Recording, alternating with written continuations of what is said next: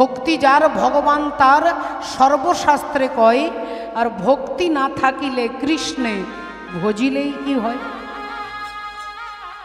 আহা, রাধে রাধে। শ্রদ্ধেয় বাবা ঠাকুর, ভক্তিমতী মায়েরা, একটু তাকিয়ে দেখুন। আজকে ভগবান, যে ভগবানকে পাওয়ার জন্য আপনারা এখানে বসে আছেন, এত রাত্রিবেলায়, এক হচ্ছে বৃষ্টি হচ্ছে, তারপরে আপনারা আগ্রহে যে ভগবানের কথা শুনছেন, সেই ভগবান অনেক দূরে নেই মা, ভগবান কাছে আছে, কিন্তু তিনি কতটা কাছে আছে এটা আগে জানতে হবে। কতটা তিনি কাছে আছেন এটা আগে জানতে হবে। কুরুক্ষেত্রের যুদ্ধের 7 দিন হয়ে গেছে, আজকে 9 দিনের দিনে এসেছেন দুর্যোধন দাদু ভীষ্মদেবের কাছে। আর ভীষ্মদেবের কাছে এসে দাঁড়িয়ে বললেন, দাদু, কুরুক্ষেত্রের যুদ্ধে আমার লোকগুলো মারা যাচ্ছে, আমার সৈন্যরা মারা যাচ্ছে, তোমাকে আমি সেনাপতি করলাম, তুমি তো আমার জন্য কিছুই করছো না, তুমি তো আমার কথা কিছুই ভাবছো না। অমনি দাদু ভীষ্মদেব বললেন, তাহলে এক কাজ করো দুর্যোধন, আজকে রাত্রি 12টার পরে তুমি তোমার স্ত্রীকে আমার ঘরে পাঠাবে। আজ রাত্রি 12টার পরে তুমি তোমার স্ত্রীকে আমার ঘরে পাঠাবে, যা দেবার আমি তাকে দিয়ে দেবো। যাও, যা আমি আজ পর্যন্ত কাউকে দিইনি আমি সেটাই তোমার স্ত্রীকে দেবো, যাও। এখন জানালার আড়াল থেকে ভগবান দাঁড়িয়ে আছেন। এখন দুর্যোধন মনে মনে চিন্তা করছে, দাদু রাত্রি 12টার পরে আমার স্ত্রীকে ডেকেছে কেন? এই যে ভক্তের ওপরে সন্দেহ, এই যে ভক্তের ওপরে সন্দেহটাই হচ্ছে পাপ। তাই ভাবছে 12টার পরে আমার স্ত্রীকে ডেকেছে কেন? এক হচ্ছে দাদু আই বুড়ো, তারপরে হচ্ছে বয়সে বুড়ো, তাহলে নিশ্চয়ই আমার স্ত্রীকে যখন ডেকেছে কোনো গন্ডগোল আছে। তা দাদুর কাছে বলছে, ঠিক আছে দাদু, আমি আমার স্ত্রীকে পাঠিয়ে দেবো। আর মনে মনে ভাবছে আমি পাঠাবো না। আর ঠিক রাত্রি 12টা বেজে গেছে, দুর্যোধন তো তার স্ত্রীকে পাঠাবে না, আর সেই সুযোগটা কাজে লাগালেন ভগবান। দ্রৌপদীর ঘরে গিয়ে রাত্রি 12টার সময় তার হাতে ধরে টানছে, আর যেই টানছে অমনি দ্রৌপদী উঠে গিয়ে ভগবানের সাথে সাথে যাচ্ছে। ভগবান দেখলেন এতটা রাস্তা নিয়ে এসেছি, একবারও জিজ্ঞাসা করছে না যে কোথায় যাচ্ছি, কেন যাচ্ছি, আমাকে কেন তুমি টেনে নিয়ে যাচ্ছ। কারণ এটা হচ্ছে ভক্তের বিশ্বাস। ভক্ত ভগবানকে বিশ্বাস করে, তাই দ্রৌপদীকে টানতে টানতে নিয়ে যাচ্ছেন ভগবান আজকে দাদু ভীষ্মদেবের ঘরের কাছে। রাধে রাধে। ওমা, আর যেই ভীষ্মদেবের ঘরের কাছে দাঁড় করিয়ে দিয়েছে, অমনি ভগবান বললেন, দ্রৌপদী তুমি জুতো দুটো খুলে দিয়ে আর ভেতরে যাও। ভেতরে গিয়ে দেখবে তোমার দাদু ভীষ্মদেব ঠাকুর ঘরে চোখ বন্ধ করে বসে আছে। তুমি চুপি চুপি গিয়ে তাকে প্রণাম করবে, কোনো কথা বলবে না, আর তিনি একটা আশীর্বাদ করবে, সেই আশীর্বাদটা নিয়ে তুমি চলে আসবে। এখন দ্রৌপদী ভগবানের কথা মতো ভেতরে গেছে, দেখছে ঠাকুর ঘরে দাদু চোখ বন্ধ করে বসে আছে, একটা শুধুমাত্র টিমটিম করে প্রদীপ জ্বলছে, আবছা আলো আর আবছা অন্ধকার। এখন দ্রৌপদী এসে দাদুকে প্রণাম করেছে, আর ভীষ্মদেব ভাবছে তাহলে দুর্যোধন তার স্ত্রীকে পাঠিয়ে দিয়েছে, দুর্যোধন তার স্ত্রী ভানুমতিকে পাঠিয়ে দিয়েছে। এখন ভানুমতি মনে করে দ্রৌপদীর মাথায় হাত রেখে দাদু ভীষ্মদেব আশীর্বাদ করছে, অখণ্ড সৌভাগ্যবতী ভব, অখণ্ড সৌভাগ্যবতী ভব। অর্থাৎ তোমার সিথির সিঁদুর চির অক্ষয় অমর হবে, সিথির সিঁদুর চির অক্ষয় অমর হবে। আর যারা সতী নারী তারা সিঁদুরের মর্যাদা বোঝে, মেদিনীপুরের মায়েরা বিশেষ করে বোঝেন, কিন্তু একটু কলকাতার দিকে এগিয়ে যাবেন মা, ওখানকার মায়েদের বিয়ে হয়েছে মাগো, বিয়ে হয়েছে, সিঁদুর যদিও পরে, ও মা হাওড়া রোড ছেড়ে দিয়ে মাগো হুগলি রোডে সিঁদুর পরে, মা হাওড়া রোড ছেড়ে দিয়ে হুগলি রোডে সিঁদুর পরে। রাধে রাধে। কিন্তু মা দ্রৌপদী হচ্ছে পঞ্চকন্যার মধ্যে অহল্যা, কুন্তী, তারা, মন্দোদরী, দ্রৌপদী, এই পঞ্চসতীর মধ্যে একজন সতী। তাই তিনি জানে যে দাদু আমাকে আশীর্বাদ করলো, আমি কোনোদিন বিধবা হব না। আনন্দে দ্রৌপদীর মুখ দিয়ে বেরিয়ে গেল, ও দাদু তবে যেন তাই হয়। আর যেই বলেছে তাই হয়, অমনি ভীষ্মদেব তাকিয়েছে, আর তাকিয়েছে যে অমনি চমকে উঠলো, একই একই দ্রৌপদী তুমি তো তুমি এসেছো, তোমাকে তো আমি ডাকিনি, তুমি কি করে জানলে আমার ঘরে আসতে হবে, তুমি কি করে জানলে আমার দরজা খোলা থাকবে, তুমি কি করে জানলে আমি এই ঘরে বসে থাকবো। এইবার দ্রৌপদী ভয় পেয়ে গেছে, এবার বলছে দাদু, বলি আমি কিছু জানি না, আমি কিছু জানি না,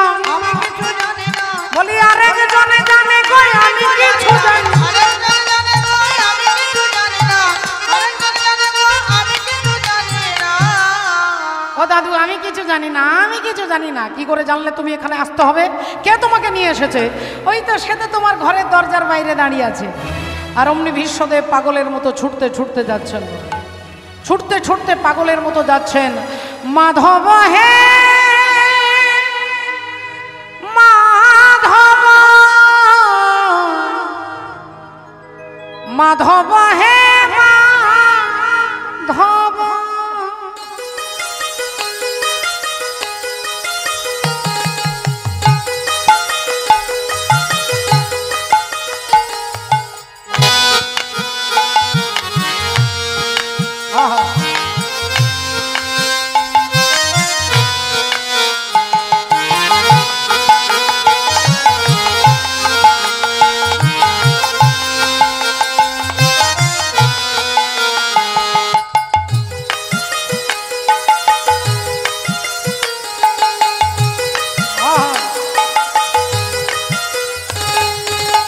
মুঠে পাখড়া রে পেট পুরে মর, মুঠে পাখড়া রে পেট পুরে মর, ছাপণ ভোগরে নাহি তল ভ।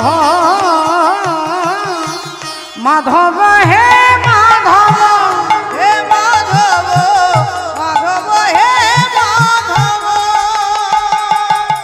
ঝাঁটি মাটি ঘরে সব সুখ মর, ঝাঁটি মাটি ঘরে সব সুখ মর, রজমহলরে নাহি তল ভ। মাধব হে মাধব, হে মাধব, মাধব হে মাধব,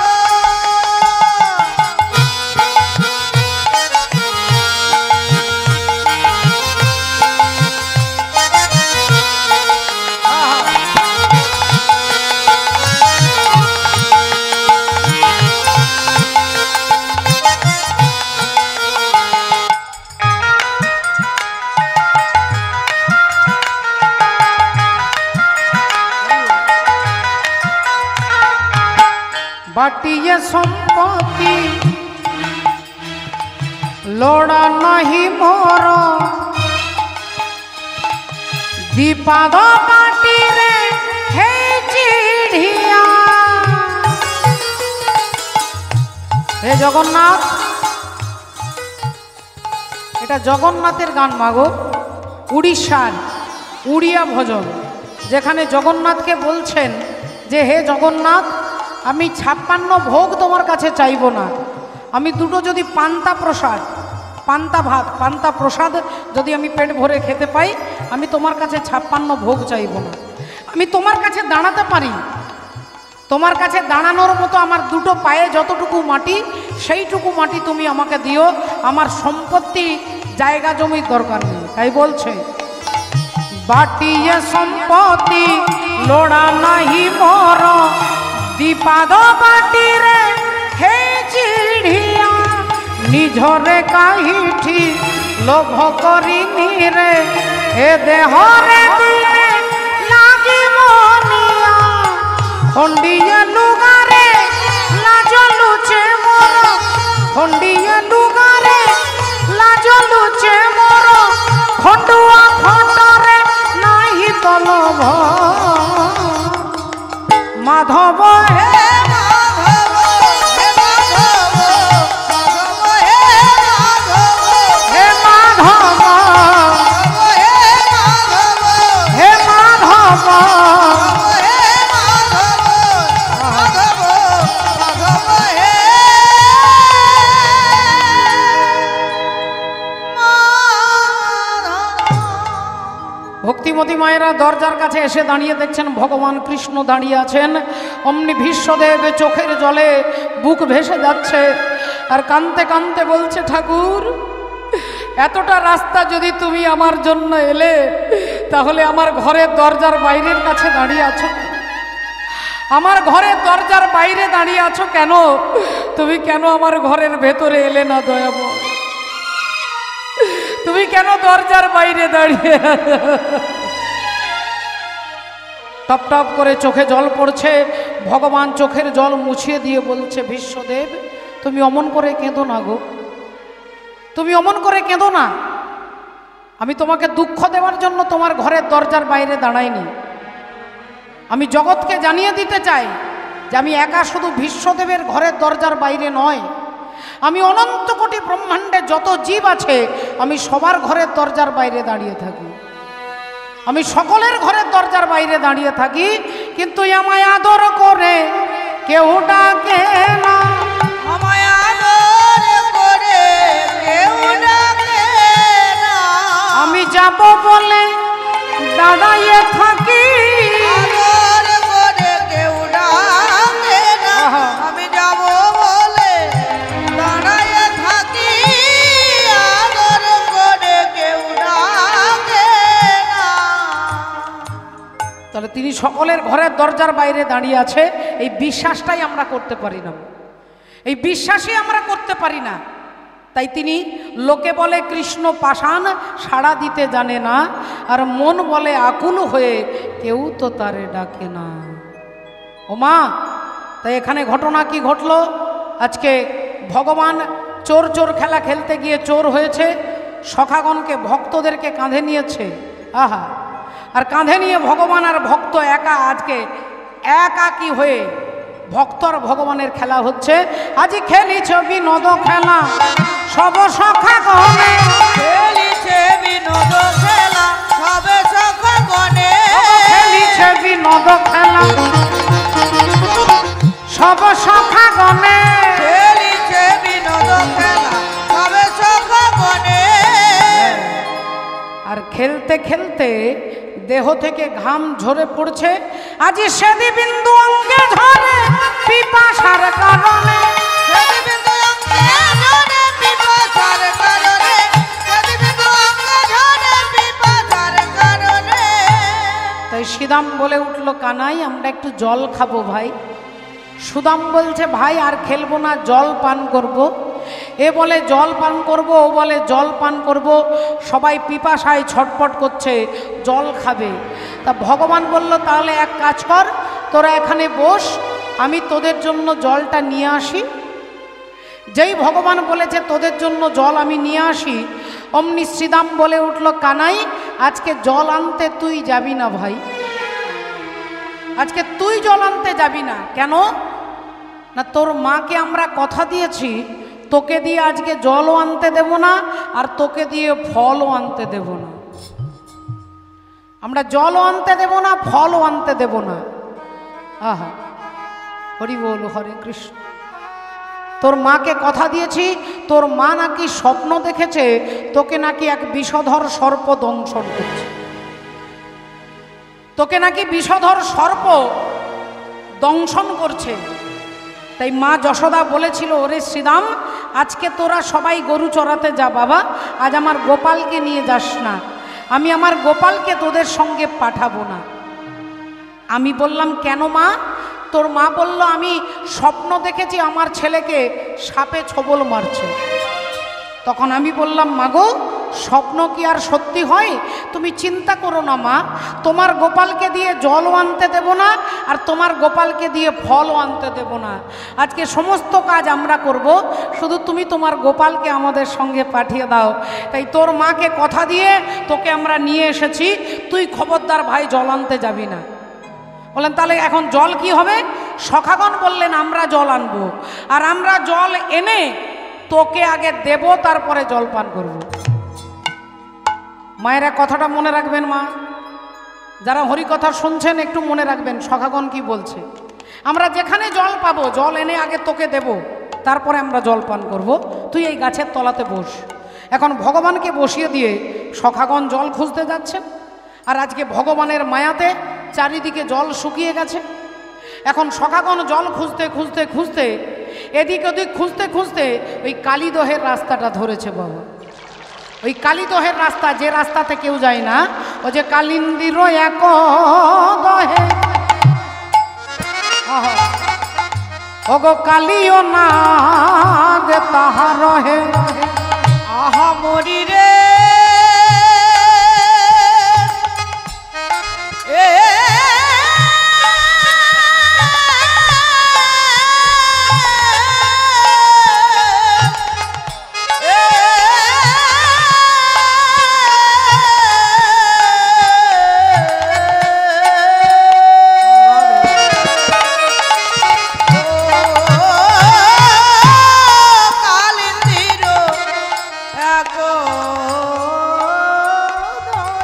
আহা।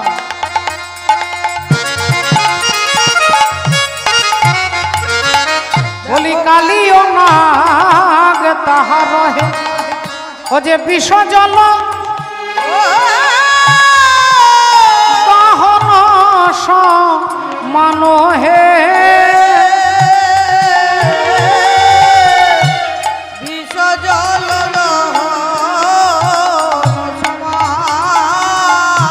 এবার দেখুন বাবা ঠাকুর, যে জলটার ওপর দিয়ে কোনো পাখি উড়ে যেতে পারে না, যে জলের পাশ দিয়ে কোনো পশু হেঁটে যেতে পারে না, যে জলের আশেপাশে কোনো গাছপালা স্থাবর জঙ্গম একটা ঘাস পর্যন্ত বাঁচে না, সেই জলটা দেখেছে সখাগণ। আর জল দেখে খুব আনন্দ পেয়েছে, কারণ যার পিপাসা পায় তিনি জল দেখতে পেলে খুশি হয়।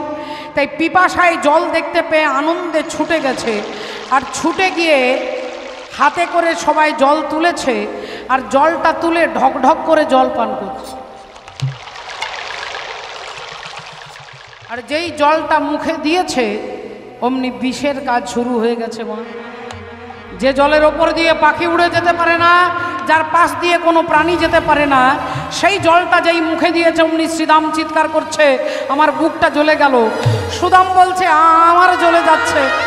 সবাই চিৎকার করছে আমি আর পারছি না, আর সহ্য করতে পারছি না, আমি অন্ধকার দেখতে পাচ্ছি, আমার সারা শরীর জ্বলে গেল, আমার শরীরটা জ্বলে গেল। কেউ বলছে আমি আর কথা বলতে পারছি না, কেউ বলছে আমি আর চলতে পারছি না। সবাই যে যার চিৎকার করছে। এমন সময় সুদাম বলে উঠলো, তাহলে মনে হয় আমরা বিষ জল খেয়েছি। তাহলে যে জলটা খেয়েছি ওটা মনে হয় বিষ, আর বিষ জল খেলে তো মরতেই হবে। তাহলে মরতেই যখন হবে, চল কানাইয়ের কাছে গিয়ে মরব। কানাইয়ের কাছে গিয়ে মরব। সকলে হাতে ধরাধরি করে ছটপট করতে করতে 1 পা 2 পা 3 পা এগিয়ে গেছে, আর যেই এগিয়ে যাচ্ছে আর কানাই কানাই বলতে বলতে যাচ্ছে। বিষ খেয়েছে, যন্ত্রণা হচ্ছে, কানাই কানাই বলতে বলতে যাচ্ছে। ওরে জীবনে যাই রে জীবন কানাই, একবার দেখা দে। জীবন যাই রে জীবন কানাই, একবার দেখা দে। ওরে জীবনে যাই রে জীবন কানাই, একবার দেখা দে। জীবন যাই রে জীবন কানাই, একবার দেখা দে। ওই গোপ বেশ বেনু কর আর নব কৈশোর নটবর, ওই রূপে ভাই কানাই দেখা দে আমায়। গোপ বেশ বেনু কর নব কৈশোর নটবর, ওই রূপে ভাই কানাই দেখা দে আমায়। জীবন ওরে কানাই একবার দেখা দে ভাই, একবার দেখা দে, আর সহ্য করতে পারছি না ভাই, একবার দেখা দে, একবার দেখা দে, একবার দেখা দে ভাই। কানাই কানাই কানাই বলতে বলতে এগিয়ে যাচ্ছিল, অমনি সব উল্টে পড়ে গেছে, সব উল্টে পড়ে গেছে। সবার মুখ দিয়ে গল গল করে রক্ত পড়ছে, ফেনা ঝরছে, সব অজ্ঞান হয়ে সব মরে পড়ে আছে। বাবা, এতক্ষণ আপনাদের মতো বসে চুপ করে কীর্তন শুনছিলেন রাজা পরীক্ষিত। পরীক্ষিত মহারাজ সুখদেব গোস্বামীকে জিজ্ঞাসা করছে যে আপনি একটুক্ষণ আগে বললেন সাধু সঙ্গ সর্বশাস্ত্রে কয়, লবমাত্র সাধু সঙ্গ জীবের সর্বসিদ্ধি হয়। তাহলে সাধু সঙ্গ করলে যদি জীবের সর্বসিদ্ধি হয়, তাহলে যারা ভগবানের সঙ্গ করলো তারা আজকে মরে পড়ে আছে কেন? যারা ভগবানের কাঁধে চাপলো, যারা ভগবানকে কাঁধে চাপালো, যারা ভগবানের এঁঠো খেলো, যারা ভগবানকে এঁঠো খাওয়ালো, যারা ভগবানের সঙ্গ করলো, সেই সিদাম সুদাম আজকে সব মরে পড়ে আছে কেন? আপনি বলছেন সাধু সঙ্গ করলে সর্বসিদ্ধি হবে, আর এরা ভগবানের সঙ্গ করলো তবু অজ্ঞান হয়ে পড়ে আছে। সুখদেব গোস্বামী বলছেন, রাজা পরীক্ষিত, তোমার প্রশ্ন খুব সুন্দর। তুমি প্রশ্ন করছো যে যারা ভগবানের সঙ্গ করলো তারা আজকে অজ্ঞান হয়ে পড়ে আছে কেন? তাহলে কারণটা জানতে গেলে একটু আগে যেতে হবে না? এরা যখন জল আনতে এসেছিল কি বলে এসেছিল বাবা? বললেন আগে তোকে দেবো তারপরে খাবো। এখানে এসে কি করলো? আগে নিজেরা ঢকঢক করে পান করলো, ভগবানকে ভুলে গেল। তাহলে এই লীলাতে ভগবান আমাদেরকে কি বোঝাচ্ছে? আমরাও মাতৃগর্ভে, পা দুটো ওপরের দিকে, মাথাটা নিচের দিকে করে আমরাও বলেছিলাম তোমাকে এই হাত দিয়ে তোমার সেবা করব, তোমার ভক্তের সেবা করব, এই মুখ দিয়ে তোমার নাম বলবো, এই চোখ দিয়ে সাধু দর্শন করব। আমরা বলেছিলাম, কিন্তু কথাটা রাখতে পারলাম না। সখাগণ কথা দিয়েছিল তোকে দেব তারপরে পান করব, তারা কথাটা রাখতে পারলো না, তাই তারা যেমন পড়ে আছে। ভগবান দেখালেন এই সংসার কালিদহে তোমরা যারা আমাকে ভুলে যাবে, ওগো তাদের দশা এমনি হবে, ওগো তাদের দশা এমনি হবে, ওগো তাদের দশা এমনি হবে, ওগো তাদের দশা এমনি হবে।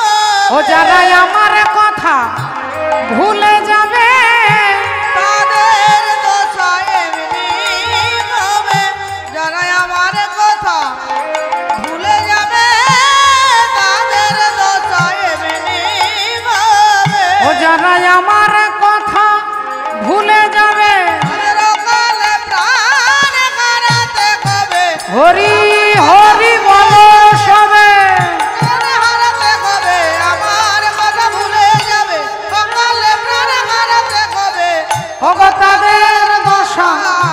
এমনি হবে। যারা আমাকে ভুলে যাবে তাদের দুর্গতি এরকম হবে। তাই এই তত্ত্ব প্রকাশ করলেন। এদিকে সখাগণ ডাকতে ডাকতে অজ্ঞান হয়ে পড়ে গেছে, এদিকে ভগবান গাছের তলায় বসেছিলেন। ভগবান চিন্তা করলেন তাহলে আমাদের ভক্তকে তো আমাকে রক্ষা করতে হবে। ভগবান ছুটে এসে সখাদের মুখে মুখ দিয়ে আগে বিষটাকে তুলে নিলেন, মুখে মুখ দিয়ে বিষটাকে তুলে নিলেন। আর যেই সখাগণ প্রাণ ফিরে পেয়েছে অমনি কানাইকে বলছে, ভাই এখান থেকে পালা, চল এখান থেকে পালা, ভাই এখান থেকে পালা। ভগবান বললেন, না না না না, পিপাসা তো আমারও পেয়েছে, তাই আমি জল খাবো না। সিদাম সুদাম বললেন, ভাই যে জলটা দেখছিস ওটা ভালো জল নয়, ওটা বিষ জল। ওই জলটা খেয়ে আমরা মরে গিয়েছিলাম, তুই আমাদের বাঁচিয়েছিস, কিন্তু তোর যদি কিছু হয়ে যায় আমরা তো তোকে বাঁচাতে পারবো না ভাই, তাই এখান থেকে চল। ভগবান কারোর কথা না শুনে বললেন, ওই জলটা বিষ না অমৃত আজকে আমি পরীক্ষা করে দেখব। কিন্তু জল খাওয়াটা বড় কথা নয়। ভগবান চিন্তা করছে ওই জলের তলায় যে কালীয় নাগ আছে, ওই কালীয় নাগকে দমন করতে হবে। তাই কালীয় নাগকে দমন করবার জন্য ভগবান কি করছেন, আজকে সরাসরি সখাদের কথা না শুনে ভগবান এক লাফে কদম্ব বৃক্ষের ওপরে চেপেছে। এক লাফে আজি দেখি যদু নন্দন দুষ্ট সর্প বিনাশন, দেখি যদু নন্দন দুষ্ট সর্প বিনাশন, দেখি যদু নন্দন দুষ্ট সর্প বিনাশন। ও বাবা আজি উঠিলে গো কদম্বের ডালে, আজ উঠিলে গো কদম্বের ডালে, আজ উঠিলে গো কদম্বের ডালে। বাবা ঠাকুর একটু ভালো করে ভেবে দেখুন তো, আমি কিছুক্ষণ আগে বললাম যে জলের ওপর দিয়ে কোনো পাখি উড়ে যেতে পারে না, যে জলের আশেপাশে একটা ঘাস পর্যন্ত বাঁচে না, তাহলে ভগবান যে গাছটার ওপরে, যে কদম্ব বৃক্ষের ওপরে ভগবান চাপলেন, তাহলে সেই গাছটা কি করে বেঁচে আছে? যেখানে একটা ঘাস পর্যন্ত বাঁচে না, সেখানে ওই কদম্ব বৃক্ষটা কি করে বেঁচে আছে? এই তথ্য জানতে গেলে যেতে হবে রাধে রাধে। ভক্তমণ্ডলী, ভক্তিমতী মায়েরা, ওই গাছটার উপরে, ওই গাছটা কেন বেঁচে আছে? ওই গাছটা পূর্বে সাধুর সঙ্গ করেছেন, আর তার নাম হচ্ছে বিষ্ণু ভক্ত গরুড়। গরুড়ের বাবা হচ্ছে কশ্যপ ঋষি, গরুড়ের মায়ের নাম হচ্ছে বিনতা দেবী। কালীয় নাগের বাবা হচ্ছে কশ্যপ ঋষি আর মায়ের নাম হচ্ছে কদ্রু। এই কদ্রু আর বিনতার মধ্যে তর্ক হচ্ছে। কদ্রু বলছে ইন্দ্রের ঘোড়া কালো, আর মা বিনতা দেবী বলছে ইন্দ্রের ঘোড়া সাদা। বলল ঠিক আছে, কালকে সকালে দেখব, যদি ঘোড়াটা সাদা হয় তাহলে আমি তোমার কাছে দাসী হয়ে যাব, আর যদি ঘোড়াটা কালো হয় তাহলে তুমি আমার কাছে দাসী হয়ে যাবে। বলে ঠিক আছে। এখন সকাল ভোরবেলায় উঠেছেন মা কদ্রু, উঠেই দেখছে ইন্দ্রের ঘোড়া সাদা। ভাবলেন তাহলে তো আমি কালো বলেছি, আমি তো হেরে যাব, আমি দাসী হয়ে যাব। তাই কদ্রু কি করলেন, তার ছেলেদেরকে ডাকলেন, ছেলেরা সব সাপ। কদ্রু ছেলেরা সব সাপ, সাপেদেরকে ডেকে বলছে শোন বাবা, ওই সাদা ঘোড়াটাকে বিষ দিয়ে কালো করে দে। এখন মায়ের কথা শুনে ছেলেরা বিষ দিয়ে সাদা ঘোড়াটাকে কালো করে দিল। আর মা বিনতা দেবী ঘুম থেকে উঠে দেখছে ইন্দ্রের ঘোড়া কালো। তা মা ভাবলেন তাহলে আমি হেরে গেছি, তাহলে আজ থেকে আমি তোর দাসী, তুই যা বলবি তাই করব, কিন্তু আমার মুক্তি হবে কখন? বলে তোমার ছেলে গরুড় যখন বড় হয়ে স্বর্গ থেকে অমৃতের ভাণ্ডটা এনে দেবে, তবে তুমি মুক্ত হবে। এখন মা বিনতা দেবীর ছেলে গরুড় বড় হলো, মাকে মুক্ত করবার জন্য ইন্দ্রের সঙ্গে যুদ্ধ করে অমৃতের ভাণ্ডটা ঠোঁটে করে নিয়ে আসছিলেন। এখন আনতে আনতে ক্লান্ত হয়ে গেছে, এতদিন যুদ্ধ করেছে, ক্লান্ত হয়ে গেছে। ওই অমৃতের ভাণ্ডটা ঠোঁটে করে আনতে আনতে এই কদম্ব বৃক্ষের উপরে রেখে একটু বিশ্রাম করেছিলেন। এই গাছটার উপরে রেখে একটু বিশ্রাম করলেন বলে ওই কদম্ব বৃক্ষ হয়ে গেল অমৃত। অমৃতের ভাণ্ডের ছোঁয়া পেয়ে হয়ে গেল অমৃত। তাহলে অমৃতের ছোঁয়া পেয়ে, ভক্তের ছোঁয়া পেয়ে ওই গাছটা হয়ে গেছে অমৃত। আর ওই গাছটার উপরে ভগবান আজকে এক লাফে ওপরে চেপেছেন। দেখি যদু নন্দন দুষ্ট সর্প বিনাশন, দেখি যদু নন্দন দুষ্ট সর্প বিনাশন, দেখি যদু নন্দন দুষ্ট সর্প বিনাশন। উঠিলে গো কদম্বের ডালে, আজ উঠিলে গো কদম্বের ডালে, আজ উঠিলে গো কদম্বের ডালে। তাহার উপরে চড়ি ঘনমাল সাটি মারি, তাহার উপরে চড়ি ঘনমাল সাটি মারি, তাহার উপরে চড়ি ঘনমাল সাটি মারি। ওগো ঝাঁপে দিলা, ঝাঁপে দিলা কালী দহ জলে, আর ঝাঁপে দিলা কালী দহ জলে, আর ঝাঁপে দিলা কালী দহ জলে। এবার গাছের উপরে চেপে গাছ থেকে ঝাঁপ দিচ্ছে। রাজা পরীক্ষিত জিজ্ঞাসা করলো যে ভগবান যদি কালীদহের জলে ঝাঁপ দিতে চায় তাহলে গাছের উপরে চেপে ঝাঁপ দিলেন কেন? কালীদহের কুল থেকে ঝাঁপ দেওয়া যাবে না? আমি যদি আপনাদের কাছে যেতে চাই এই সিঁড়ি দিয়ে নেমে যাব, নইলে এখান থেকে লাফিয়ে যাব। আমি যদি প্যান্ডেলের উপরে চেপে তারপরে লাফিয়ে নিচে নামি, আপনারা মায়েরা বলবেন এর মনে হয় মাথা গন্ডগোল হয়ে গেছে। আরে এখানে যেতে গেলে সিঁড়ি দিয়ে নেমে এখান থেকে নেমে বড় জোর যেতে পারি, প্যান্ডেলের ওপরে চেপে তারপরে লাফ দেব, তাহলে বলবেন ব্রেন গন্ডগোল হয়েছে। তাহলে ভগবান যদি কালীদহের কুলে যদি জলেই ঝাঁপ দিতে চায় তাহলে কালীদহের কুল থেকে ঝাঁপ দিতে পারতেন। তিনি গাছের ওপরে চেপে তারপরে গাছ থেকে ঝাঁপ দিচ্ছেন কেন?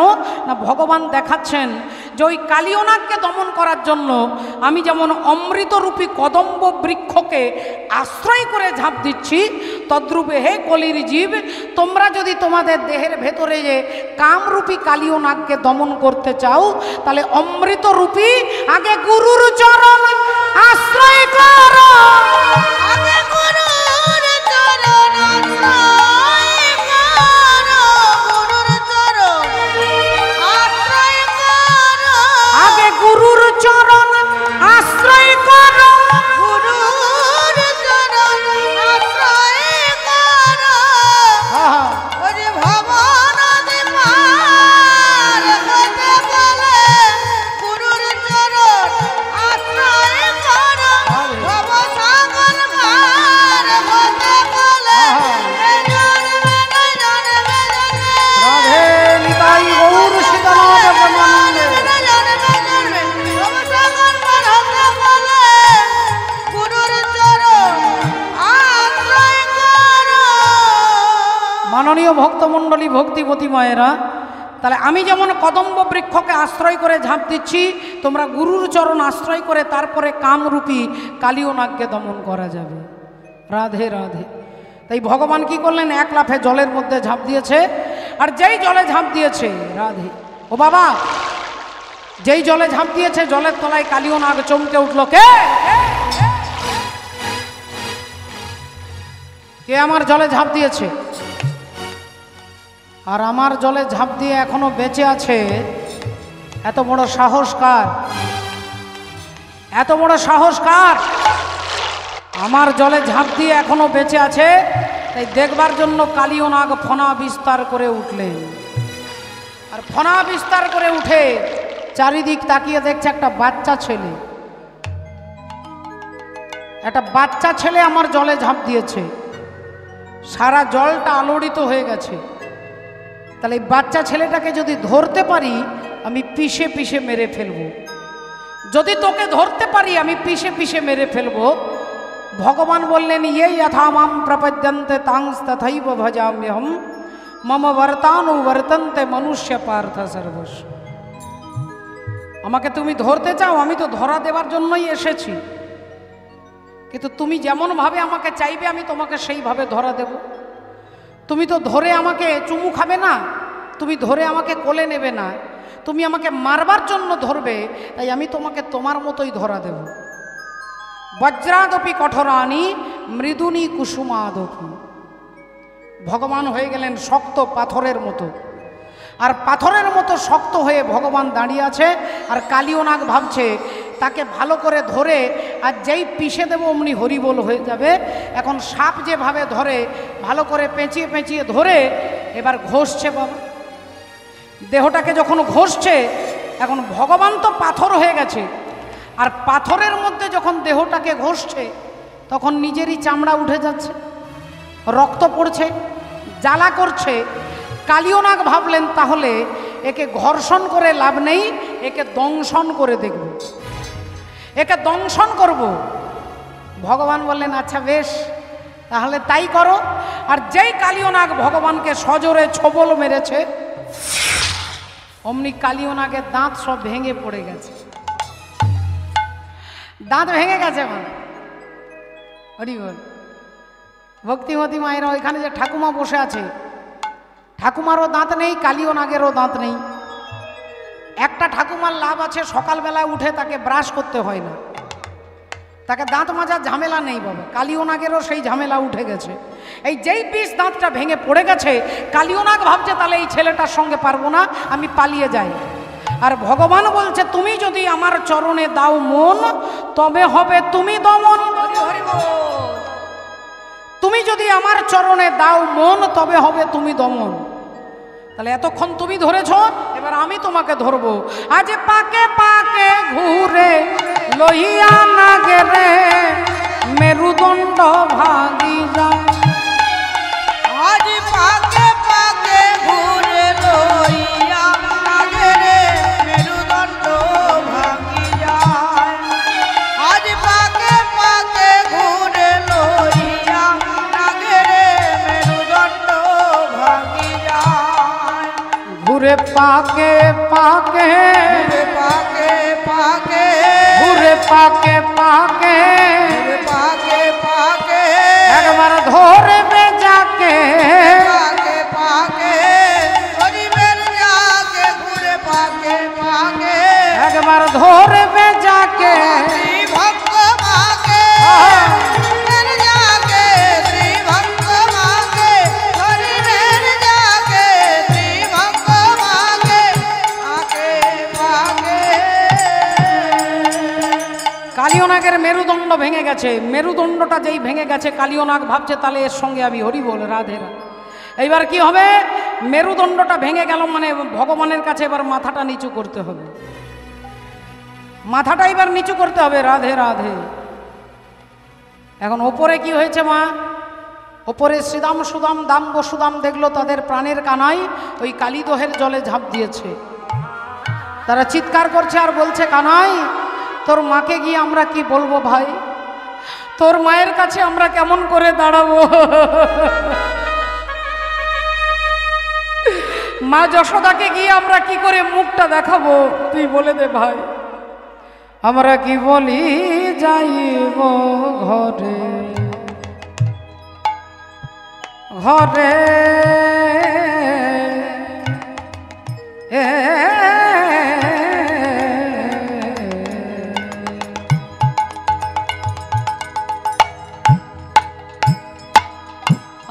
কি বলি যাইব ঘরে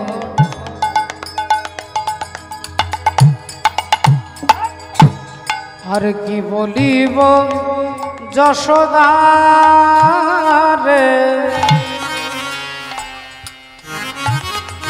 আজ কি বলি যাইব ঘরে।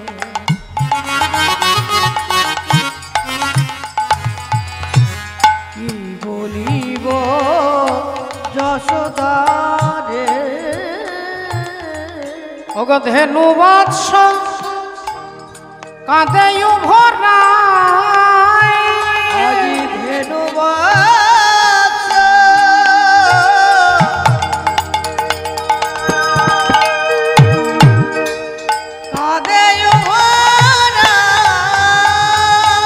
বলি কানাই ফিরে আই ফিরে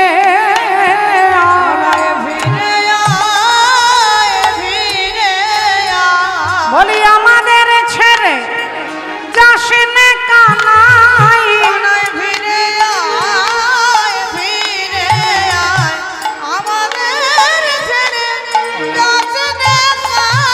বলি তুই ছাড়া যে আর কেহ নাই ওরে তুই ছাড়া যে আর কেহ নাই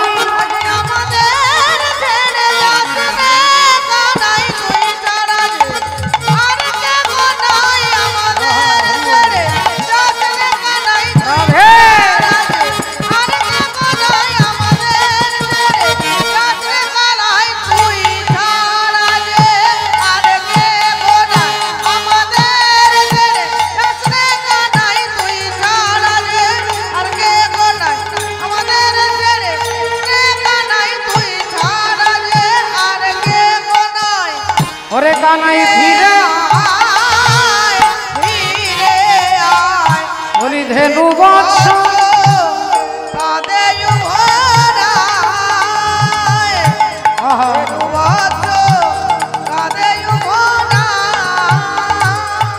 শ্রদ্ধেয় বাবা ঠাকুর ভক্তিমতী মায়েরা এদিকে শ্রীদাম সুদাম কাঁদছে আর এদিকে মা যশোদা তিনি দেখছেন বৃন্দাবনে ভূমিকম্প হচ্ছে সারা বৃন্দাবনে বড় বড় সাপ দেখা যাচ্ছে বিষধর তাহলে মা ভেবেছিল রাত্রিবেলায় সাপের স্বপ্ন দেখেছে এখন সারা বৃন্দাবনে শুধু সাপ দেখা যাচ্ছে তাহলে মা ভয় পেয়ে গেছে মা যশোদা এসে মহারাজকে বলছে মহারাজ আমি রাত্রিবেলায় স্বপ্ন দেখেছি আমার গোপালকে বিষধর সর্প দংশন করছে আর এখন সারা বৃন্দাবনে দিনের বেলায় অন্ধকার হয়ে গেছে বড় বড় সাপ দেখতে পাচ্ছি তাহলে কি আমার গোপালের কোনো অমঙ্গল হয়েছে মহারাজ মহারাজ নিশ্চয়ই আমার গোপালের কোনো অমঙ্গল হয়েছে আজি নন্দ যশোমতী গোপ গোপ তথি বিচার করয়ে মনে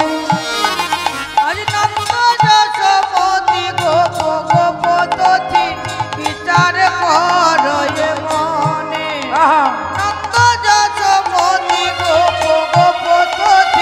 বিচার করয়ে মনে ওগো বলরাম বিনে সখা গণসনে গোপাল গিয়েছে বনে বলরাম বিনে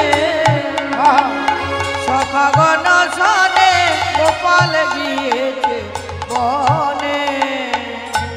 তাহলে আজ আমাদের বলাই গোষ্ঠে যায়নি বলে এতগুলো বিপদ কথাটা কি ঠিক বলছেন বাবা আজকে দাদা বলরাম গোষ্ঠে যাননি কেন বলে আজকে দাদার নাকি জন্মদিন দাদার জন্মদিন যেদিন কালীয় দমন করেছিলেন ভগবান সেদিন দাদা বলরামের জন্মদিন ছিল আচ্ছা দাদার জন্মদিনেই ভগবান শ্রীকৃষ্ণ কালীয় দমন করবেন কেন না ভগবান দেখাচ্ছেন আজকে দাদার সঙ্গে নেই বলে এতগুলো বিপদ ঘটেছে তা দাদা যদি গুরু তত্ত্ব হয় দাদা যদি গুরু হয় তাহলে গুরুকে ছাড়া এই সংসার গোষ্ঠে থাকলে আমাদের প্রতি পদক্ষেপে বিপদ ঘটতে পারে প্রতি পদক্ষেপে বিপদ ঘটবে তাই গুরু ছাড়ি গোবিন্দ ভজে তাহলে সে পাপী নরকে মজে হরি হরি বল হরি বল আমার একলা যেতে ভয় করে, চলো গুরু যাই দুজন পারে।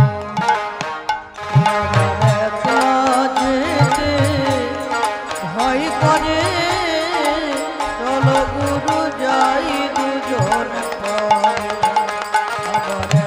একলা যেতে ভয় করে, চলো গুরু যাই দুজন পারে। এ ভবে যেতে গুরু আবার আসতে গুরু, যেতে গুরু গো। এভাবে যেতে গুরু, আসতে গুরু। অগ গুরু আমার যা করে, চলো গুরু যাই দুজন পারে।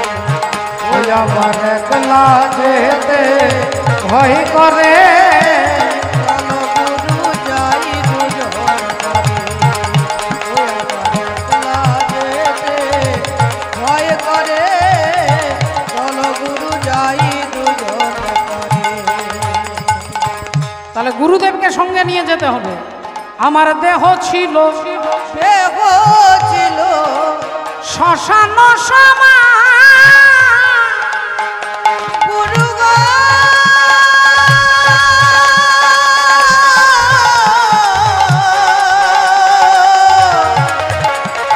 ও গুরু গো। আমার দেহ ছিল শ্মশান সেদিন গুরু এসে মন্ত্র দিয়ে করবে ফুল বাগান। আমার দেহ ছিল শ্মশান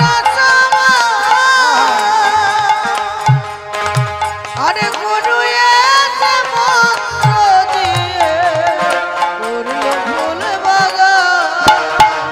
এখন সে বাগানে ফুল ফুটেছে,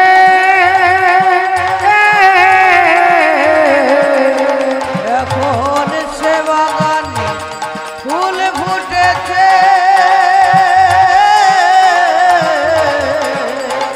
এখন সে বাগানে ফুল ফুটেছে, সেথায় ধর চাঁদবি রাজ করে, ধরে চাঁদবি রাজ করে। সেথায় ধর চাঁদবি রাজ করে।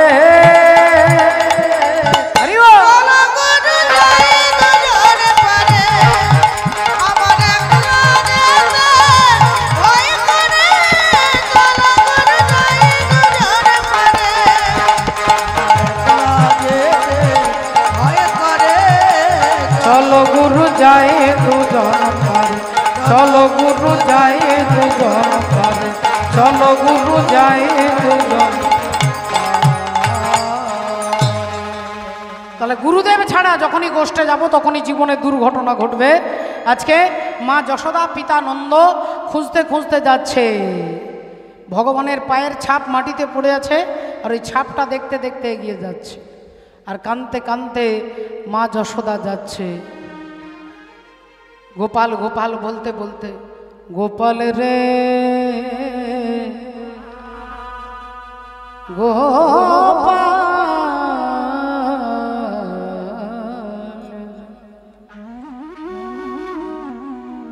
সাড়া দে গোপাল সাড়া দে।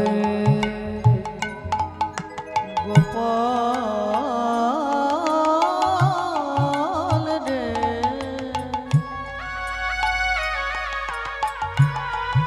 শরদে গোপাল শরদে গোপাল রে। অভাগিনী মা যে তো পুকারি কাঁদে, সাড়া দে গোপাল সাড়া দে। ও অভাগিনী গোপাল একবার দেখা দে বাবা, একবার দেখা দে, তুই ছাড়া যে আর কেউ নাই গোপাল, একবার দেখা দে বাবা হে। সারা দে গোপাল রে, সারা দে গোপাল, সারা দে অভাগিনী বলে কি দিবি না সারা, নয়নের মনি তুই নয়ন ছাড়া। ও ভগিনী বলে কি গোপাল রে,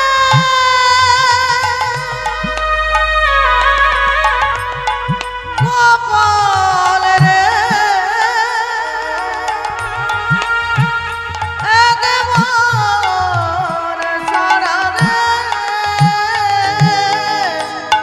অভাগিনী বলে কি তুই দিবি না সারা, নয়নের মনি তুই নয়ন ছাড়া। আমি আর দেখিতে কি পাব না, দেখিতে কি আমার এই নয়নে। সারা দে গোপাল দেখা দে বাবা, একবার দেখা দে, একবার দেখা দে। সারা দে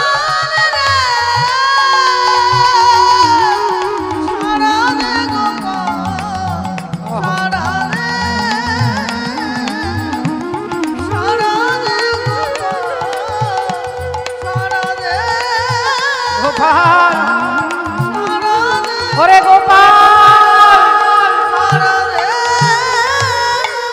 আর কানতে কানতে খুঁজতে খুঁজতে ওই কালীদহের কুলে এসে দেখছে শ্রীদাম আছে, সুদাম আছে, সবাই আছে, গোপালকে দেখতে পাচ্ছি না। মা যশোমতী গিয়ে শ্রীদামকে বললেন, হ্যাঁ রে বাপ, আমি তোদের সবাইকে দেখতে পাচ্ছি, আমার গোপাল কোথায়? আর যে এ কথা শুনেছে অমনি শ্রীদাম বলল, মাগো তোমার গোপালকে বারবার আমরা বারণ করেছিলাম, আমরা বারবার নিষেধ করেছি, কিন্তু তোমার গোপাল আমাদের কোনো কথা না শুনে ওই বিষ জলে ঝাঁপ দিয়েছে মা, ওই বিষ জলে ঝাঁপ দিয়েছে। না হতে পারে না,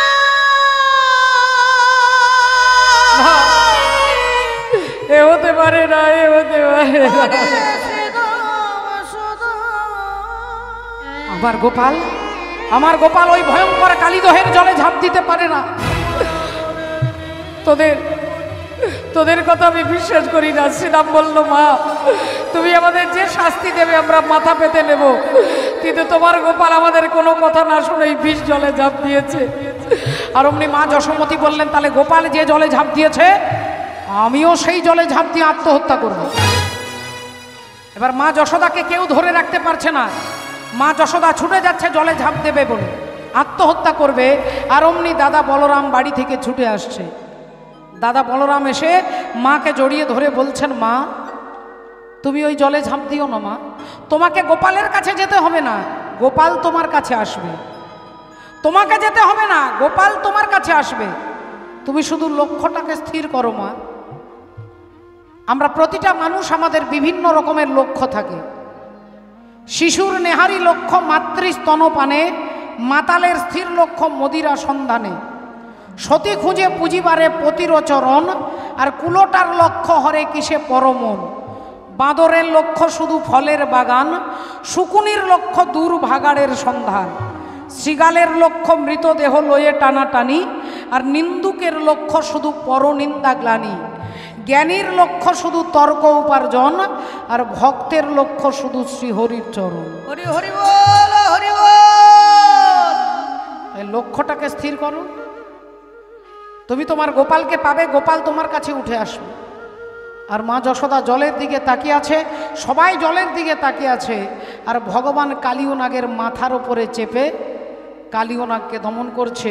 আজ কালীয় নাগের মাথায় চড়ি, কালীয় নাগের মাথায় চড়ি, কালীয় নাগের মাথায় চড়ি, নটবর রঙে নাচিছে ঘড়ি, নটবর রঙে নাচিছে ঘড়ি।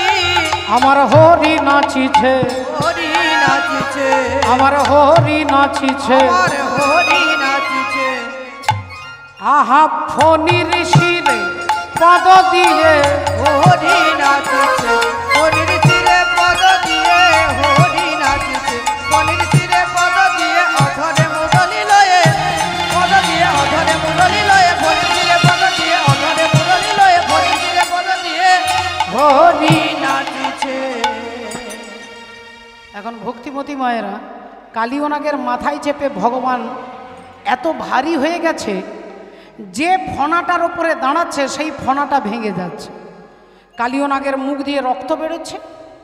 এখন কালীয় নাগের 6 জন পত্নী তারা হাত জোড় করে ভগবানকে বলছে ত্রাহিমাং ত্রাহিমাম ত্রাহিমাম, প্রভু আমাদের স্বামীকে ছেড়ে দাও দয়াময়, আমাদের স্বামীকে ছেড়ে দাও। ভগবান বললেন মা তোমাদের স্বামীকে আমি হত্যা করতে আসিনি, আমি এসেছি দমন করতে। তুমি যদি আমার চরণে দাও মন তবে হবে তুমি দমন। তোমাদের স্বামীকে আমি মারবার জন্য আসিনি, এসেছি দমন করতে। তা যাও, তোমরা যখন বলছো তোমাদের স্বামীকে ছেড়ে দিলাম, যাও আমার বৃন্দাবন ছেড়ে তোমরা চলে যাও। তখন 6 জন পত্নী বলল ঠাকুর যে চরণ যোগী যোগে পায় না, ঋষি ধ্যানে পায় না, সেই চরণ আমাদের স্বামী মাথার উপরে পেল কি করে? যে চরণ যোগী যোগে পায় না সেই চরণ আমাদের স্বামী কালীয় নাগ মাথায় পেল কি করে? ভগবান বললেন মা এই তথ্য জানতে গেলে যেতে হবে কালীয় নাগ পূর্ব জন্মে ছিল বিদর্ভ দেশের রাজা চন্দ্রধ্বজ। আর রাজা চন্দ্রধ্বজের ছিল শূল ব্যাধি, বুকে যন্ত্রণা। ডাক্তার কবিরাজের ওষুধ খাওয়াচ্ছে, কিছুতেই ভালো হচ্ছে না। রোগ যখন দিনের পর দিন বেড়ে যাচ্ছে, রাজা ভাবলো আত্মহত্যা করব, আর সহ্য করতে পারছি না। রাজা আত্মহত্যা করতে যাবে, আগুনের মধ্যে ঝাঁপ দিতে যাবে, এমন সময় দেবর্ষি নারদ বললেন মহারাজ আত্মহত্যা মহাপাপ, আপনি এক কাজ করুন, আপনি চলে যান কাম্যবনে, ঋষি অগস্ত্যের চরণামৃত পান করুন, যান। এখন রাজা চন্দ্রধ্বজ কাম্যবনে যাবে, আমরাও যাব সবাই মিলে। একবার চিৎকার করে সবাই মিলে বলবো বলো রাধা রানী কি, বলো রাধা রানী কি, বলো রাধা রানী কি, জয় রাধে। হ্যাঁ, তা চলুন আজকে রাধা রানী জয়ধ্বনি দিয়ে আমরা আজকে যাব কাম্যবনের অগস্ত্য ঋষি চরণের কাছে। রাধা কি পায়েল ছম ছম বাজে, ছম ছম বাজে পায়েল, রাধা রানী নাচে সামনে, ছেড়া তারানা রাধা কাশা দিবানা,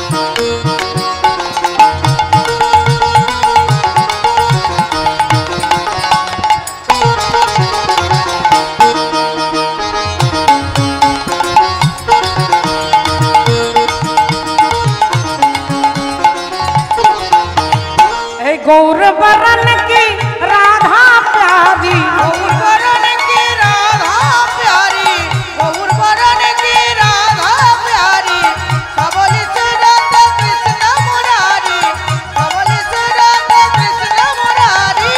गौर बरन की राधा प्यारी, सबली सूरत कृष्ण मुरारी, गौर बरन की राधा प्यारी, सबली सुरत कृष्ण मुरारी।